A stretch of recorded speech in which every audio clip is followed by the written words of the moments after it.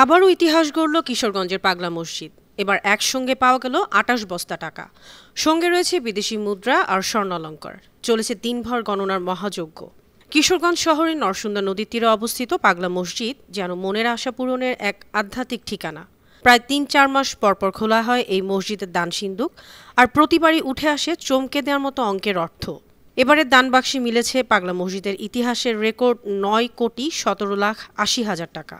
শনিবার সকাল ৭টায় জেলা প্রশাসক ফৌজিয়া খান ও পুলিশ সুপার মোহাম্মদ হাসান চৌধুরীর উপস্থিতিতে খোলা হয় ১১টি লোহার দান সিন্দুক। এরপর একে একে টাকাগুলো প্লাস্টিকের বস্তায় ভরে দ্বিতীয় তলায় নিয়ে শুরু হয় গণনার কাজ।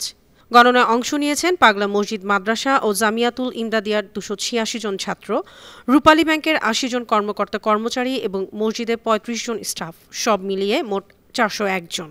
সকাল থেকে টানা ৯ ঘণ্টা গণনার পর সন্ধ্যায় এই চূড়ান্ত হিসাব পাওয়া যায়।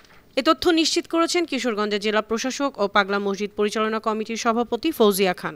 এর আগে সর্বশেষ ৩০ নভেম্বর খোলা হয়েছিল দান সিন্দুক। তখন পাওয়া গিয়েছিল ৮,২১,৩৪,৩০৪ টাকা। জেলা প্রশাসক ফৌজিয়া খান জানিয়েছেন, এবারের প্রাপ্ত অর্থ দিয়ে ৬ তলা বিশিষ্ট একটি আধুনিক ইসলামিক কমপ্লেক্স নির্মাণের পরিকল্পনা রয়েছে। ইতিমধ্যে পাগলা মসজিদের ব্যাংক অ্যাকাউন্টে জমা রয়েছে প্রায় ৮০,৭৫,০০,০০০ টাকারও বেশি। ঐতিহাসিক পাগলা মসজিদের দান বাক্স সকাল ৭টায় সবার উপস্থিতিতে আমরা খুলেছি। আমরা মোট ২৮ বস্তা দান বাক্স থেকে ২৮ বস্তা অর্থ এবং অন্যান্য জিনিস পেয়েছি, যেটা আপনারা দেখেছেন। এটা সর্বশেষ খোলা হয়েছিল ৩০ নভেম্বর ২০২৪ সালে। পাগলা মসজিদের রীতি অনুযায়ী প্রতি ৩ মাস অন্তর অন্তর এই দান বাক্সগুলো খোলা হয়। পুলিশ সুপার মোহাম্মদ হাসান চৌধুরী জানান, পুরো গণনার প্রক্রিয়ায় আইন শৃঙ্খলা বাহিনী কঠোর নিরাপত্তা নিশ্চিত করেছে। টাকা গোনা শেষ করে তা নিরাপদ ব্যাংকে পৌঁছানো হবে। দানের এই অর্থ দিয়ে পরিচালিত হচ্ছে মসজিদ ও মাদ্রাসার খরচ। বাকি টাকা জমা রাখা হয় ব্যাংকে। সেখান থেকে জেলার বিভিন্ন মসজিদ, মাদ্রাসা, এতিমখানা, অসহায় মানুষ ও জটিল রোগে আক্রান্তদেরও দেয়া হয় সহায়তা।